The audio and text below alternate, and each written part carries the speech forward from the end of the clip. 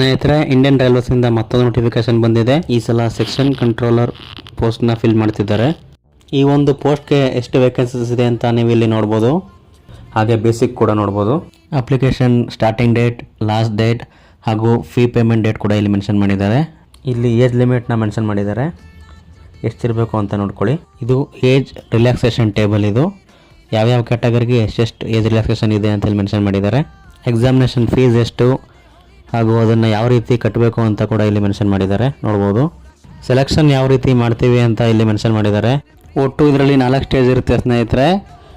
ಮೊದಲನೇದು CBT ಇರುತ್ತೆ, computer based test. ಎರಡನೇದು CBAT ಇರುತ್ತೆ, ಅಂದರೆ ಕಂಪ್ಯೂಟರ್ ಬೇಸ್ಡ್ ಆ್ಯಪ್ಟಿಟ್ಯೂಡ್ ಟೆಸ್ಟ್ ಅಂತ.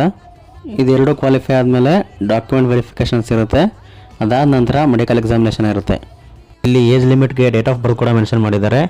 ನಿಮ್ಮ ಡೇಟ್ ಆಫ್ ಬರ್ತ್ ಇಲ್ಲಿ ಮೆನ್ಷನ್ ಮಾಡಿರೋ ಡೇಟ್ಗಿಂತ ಮುಂಚೆ ಇದ್ದರೆ ನೀವು ಈ ಒಂದು ಪೋಸ್ಟ್ಗೆ ಅಪ್ಲೈ ಮಾಡೋಕ್ಕಾಗಲ್ಲ.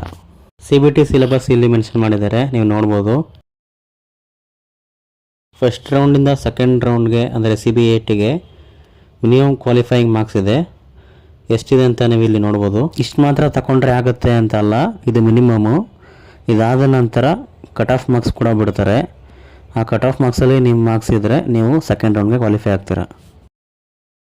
ಇಲ್ಲಿ CBAT ಬಗ್ಗೆ ಡೀಟೇಲ್ಸ್ನ ಮೆನ್ಷನ್ ಮಾಡಿದ್ದಾರೆ, ನೀವು ಇದನ್ನು ನೀಟಾಗಿ ನೋಡ್ಕೊಳ್ಳಿ. ನೆಕ್ಸ್ಟ್ ಡಾಕ್ಯುಮೆಂಟ್ ವೆರಿಫಿಕೇಷನ್ ಇರುತ್ತೆ, ಅದರ ಬಗ್ಗೆ ಡೀಟೇಲ್ಸ್ ಕೂಡ ಇಲ್ಲಿ ಮೆನ್ಷನ್ ಮಾಡಿದ್ದಾರೆ, ನೀವು ಇಲ್ಲಿ ನೋಡ್ಬೋದು. ಅಪ್ಲೈ ಮಾಡೋದು ಎಲ್ಲಿ ಅಂತ ಹೇಳಿದ್ರೆ ನೀವು ಇಲ್ಲಿ ನೋಡ್ತಾ ಇರ್ಬೋದು. ಈ ಒಂದು ವೆಬ್ಸೈಟ್ಸಲ್ಲಿ ನೀವು ಹೋಗಿ ಲಾಗಿನ್ ಆಗಿ ಈ ಒಂದು ಪೋಸ್ಟ್ಗೆ ಅಪ್ಲೈ ಮಾಡ್ಬೋದು. ಯಾವ್ಯಾವ ಝೋನ್ಗೆ ಯಾವ್ಯಾವ ವೆಬ್ಸೈಟ್ ಅಂತ ಇಲ್ಲಿ ಮೆನ್ಷನ್ ಮಾಡಿದ್ದಾರೆ. ನೀವು ಯಾವ ಝೋನಿಂದ ಅಪ್ಲೈ ಮಾಡ್ತೀರಾ ಅಂತ ಸೆಲೆಕ್ಟ್ ಮಾಡಿಕೊಂಡು ಆ ವೆಬ್ಸೈಟಲ್ಲಿ ಹೋಗಿ ಲಾಗಿನ್ ಆಗಿ ಅಪ್ಲೈ ಮಾಡ್ಬೋದು. In case first time register ಮಾಡುವಂಥವ್ರಾಗಿದ್ದರೆ ಫಸ್ಟ್ ಟೈಮ್ ರಿಜಿಸ್ಟರ್ ಮಾಡಿಕೊಂಡು ಲಾಗಿನ್ ಆಗಿ ಅಪ್ಲೈ ಮಾಡ್ಬೋದು. ಹೀಗೆ ಇನ್ನೂ ಹೆಚ್ಚಿನ ಗೌರ್ಮೆಂಟ್ ಜಾಬ್ ಅಪ್ಡೇಟ್ಸ್ ಹಾಗೂ ಎಕ್ಸಾಮ್ ಅಪ್ಡೇಟ್ಸ್ಗಾಗಿ ನಮ್ಮ ಚಾನಲ್ನ ಸಬ್ಸ್ಕ್ರೈಬ್ ಮಾಡಿ, ಫಾಲೋ ಮಾಡಿ. ಈ ವಿಡಿಯೋನ ನಿಮ್ಮ ಫ್ರೆಂಡ್ಸ್ ಹತ್ರ ಶೇರ್ ಮಾಡಿ, ಲೈಕ್ ಮಾಡಿ, ಸಪೋರ್ಟ್ ಮಾಡಿ. Thank you.